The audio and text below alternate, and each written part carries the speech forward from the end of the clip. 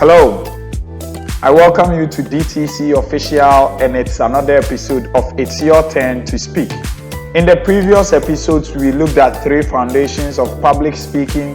We also looked in the previous episode looking at how to overcome your fear of public speaking and the anxiety of public speaking. Today is one of the most sensitive topics in public speaking that we are dealing with. That is how to prepare your speech. Most people are very busy. They don't even make time to prepare their speech. That is the reason why they fear public speaking.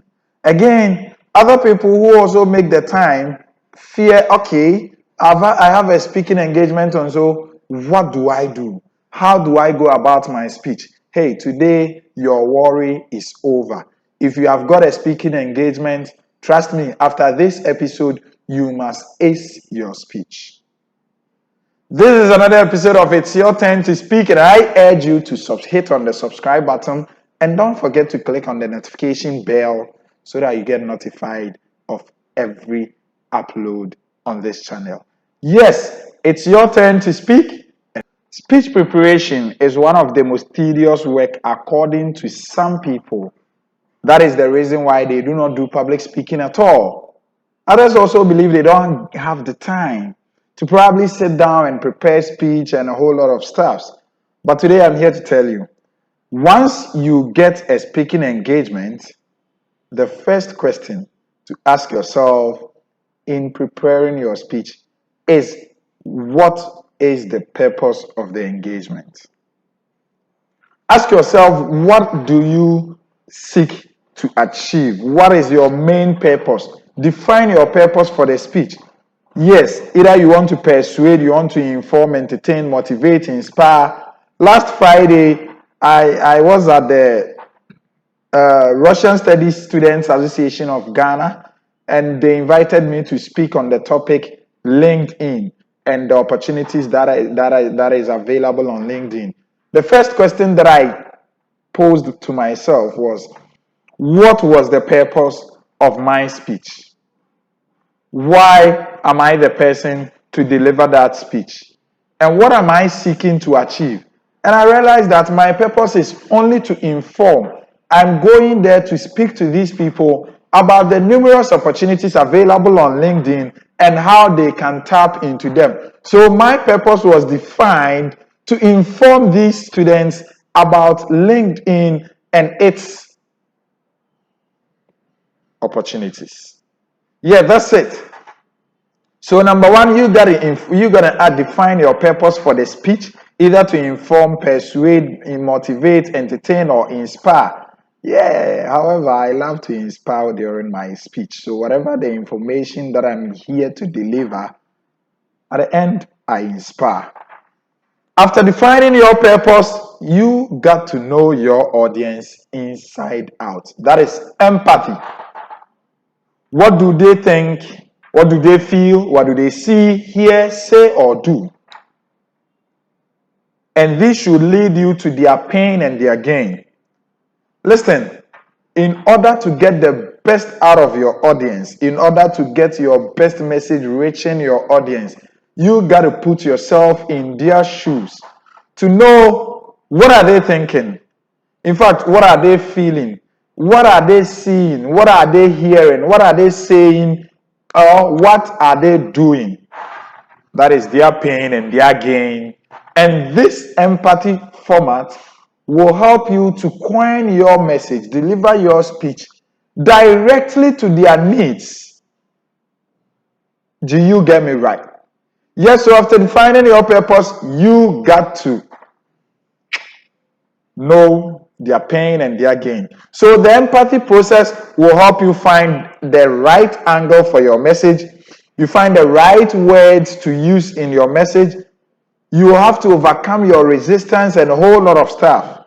This is one of the best things you will ever do. So once I was invited by the Russian Study Students Association of the University of Ghana, the first question after defining my purpose was, okay, what are they saying? They are students. What are their language? What are they saying? In fact, what do they hear every day about social media? What do they hear about Facebook, Twitter, whatever? And how can I make LinkedIn unique, something unique, that after my speech, these people will be inspired by the information I've given them to move on? Yes, so right after defining your purpose, you got to do the empathy test. And this will help you coin your message in the right angle, find the right words to use in delivering your speech. Again, right after defining your purpose and after knowing your audience inside out, you've got to add significance. Significance. And this is very essential.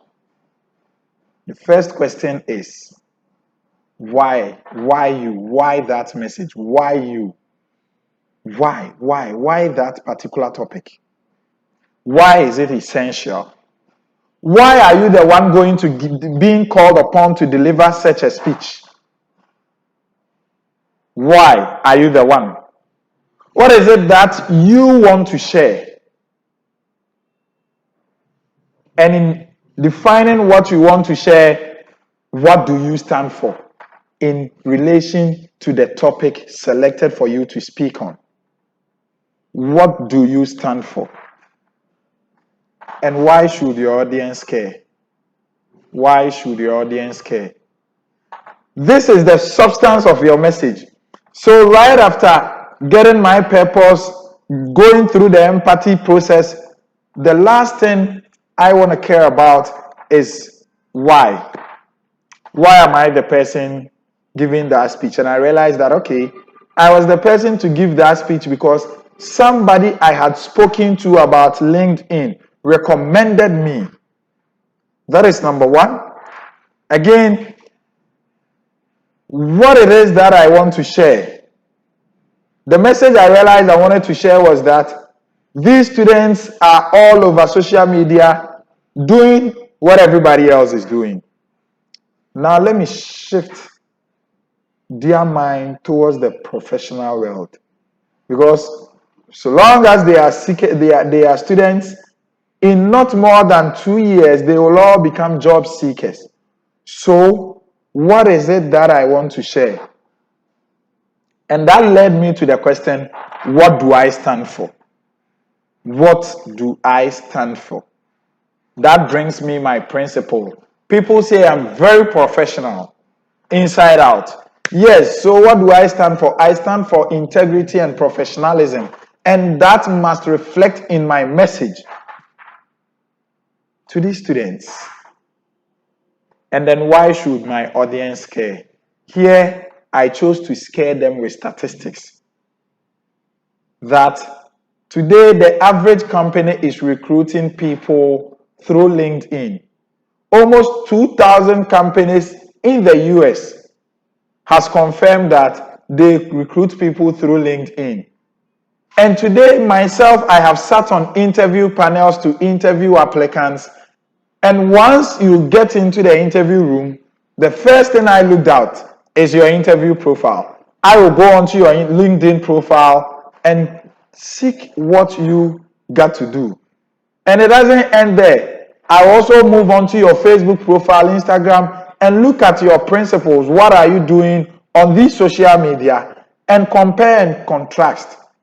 So why should my audience care? They should care because today we are in the information world, we are in the social media world where everybody is twerking, and so employers needs to find out what their employees are doing outside their businesses. This will lead them to know the kind of people they are hiring. That is the reason why my audience should care. The next thing after adding significance is to define your message.